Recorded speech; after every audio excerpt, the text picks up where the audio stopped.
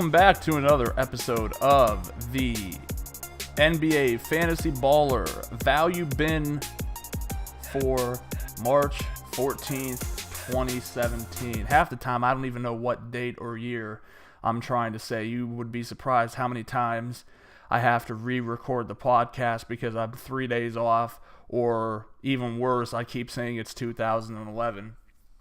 I don't even know. I don't think DraftKings wasn't even a thing in 2011. I think FanDuel was just starting to be a thing in 2011.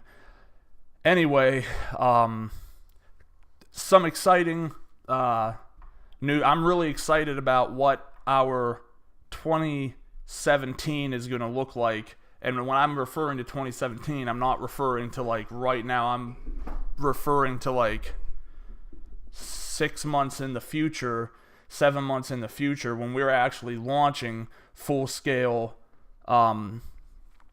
products. I'm telling you right now, yes, I'm going to start to.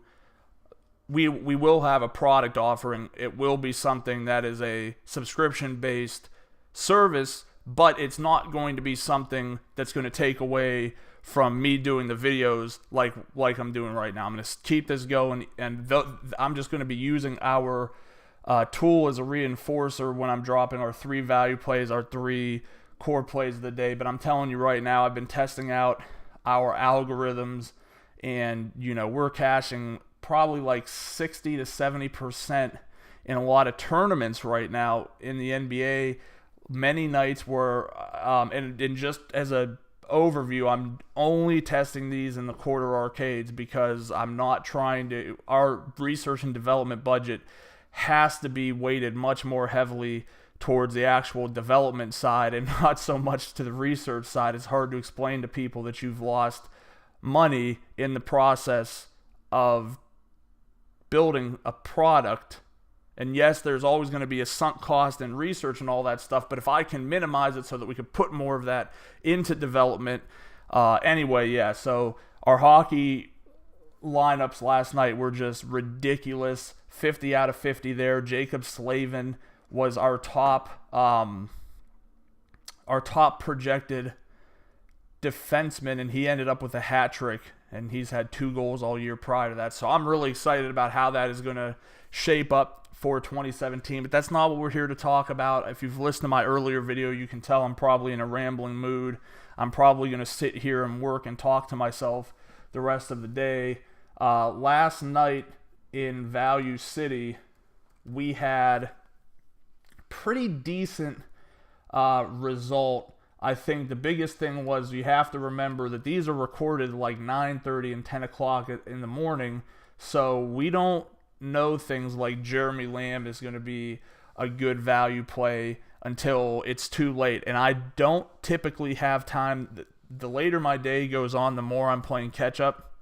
So I don't have the time to come back on and do another video and say, oh, hey, guess what? Jeremy Lamb is a good option. But we had Patty Mills, we had Willie Cauley-Stein, we had Buddy Hield. All of those guys finished out pretty strong, so can't really complain about that. Like I said, guys like Vince Carter and Jeremy Lamb emerged near the end of the day. They did well too. So hopefully what we have tonight will be helpful in the same way that those picks were.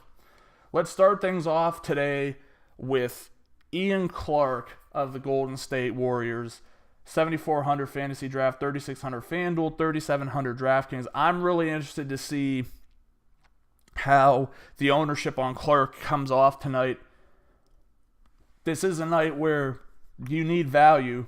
You need value every night, but coming off of a 43-point game and Stephen Kerr saying, well, you've earned more time, is going to set his ownership up in a position where it could be much higher than it should be. And if I get the gist that we're going to be dealing with like a 30% or 25% in large-scale tournaments on Ian Clark, I might walk away from him, because you have to remember, he had 43 fantasy points. Good Lord, I'm sorry. He had 43 fantasy points. Nobody was playing. They're down their top 5 players, including Durant. So it's no wonder that he had all of this opportunity. Okay, let's put 4 of those players back into the scenario And let's talk about how realistic it is that he's going to have another game over 30 points. I don't think this is going to be a blowout. I know I said that about the Lakers and the Nuggets, but I also prefaced in a lot of this content I did on researchfantasy.com that even if that was a blowout, the Lakers guys are still going to get their minutes, and they did. Julius Randle was playing. Basically, he came back in with like 5 minutes left in the fourth quarter when the game was already over. So I think he should be good if he sees inflated minutes. He's a punt play in the hopes that perhaps the game is a blowout and he sees the entire fourth quarter on the floor where he'll have a much higher usage. But you have to remember, Steve Kerr is running Draymond Green and Klay Thompson a lot of times out with that second unit. So you're going to have, at least 4 to 5 minutes of those guys on the floor with him to pull some of the usage off of him. Next up, let's go with a guy who I didn't ever really think I'd be mentioning here, and that's Quincy Acey of the Brooklyn Nets. 6,700 fantasy draft, 36 FanDuel, 3,400 DraftKings. Acey's been on fire, and I think that he could be one of the more popular value plays in the lineups where guys are trying to stuff Russell Westbrook and as many other high-priced players as they can together. But I think you're floored here where I don't think you're seeing above like 23, maybe 24 fantasy points, and that's fine. However, I do think it's highly unlikely that that kind of score is going to be on a tournament-winning lineup. Still, if you think Russ and LeBron are going to combine for something crazy like 140, 150, 160 fantasy points, you absolutely need to have those guys in there. 20 points may, in fact, do it for you. Quincy Acey would be a guy I would be looking at. Perhaps the top guy I'm looking at in the value tier tonight is Jordan Crawford, 7,700 fantasy draft, 3,600 FanDuel, 3,900 on DraftKings. He's the shooting guard for the New Orleans Pelicans.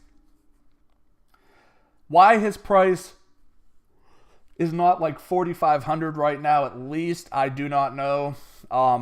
Crawford has always been a shooting machine, a scoring machine, but he's just one of those players that just never gets respect for what he does. He's getting the opportunity in New Orleans right now. I'm hoping that he sees lower ownership than he should, but I seriously doubt it. I'd have to imagine he's going to be one of the more popular plays on the slate. But, I mean, it has almost nothing to do with matchup. Like Portland, I think that they're a much better offensive team than a defensive team. I think that Crawford should be able to do everything he normally does against a team like Portland. And he's already put up 2 like late 20s, early 30s. That's when you're starting to get into the range where I can say, okay, I can see that being on a tournament-winning lineup on FanDuel or DraftKings. So I apologize for all the yawning. I've been up late taking care of my sick wife. And, I think that will wrap it up for today. I'm going to try to get like 20 minutes more of sleep before I start work. Make sure to like us on Facebook. Make sure to hit subscribe on our YouTube channel. Head over to researchfantasy.com. Sign up for our NBA mailing list. Like us on Facebook. Follow us on Twitter at Research and Win. And join us next time for another episode.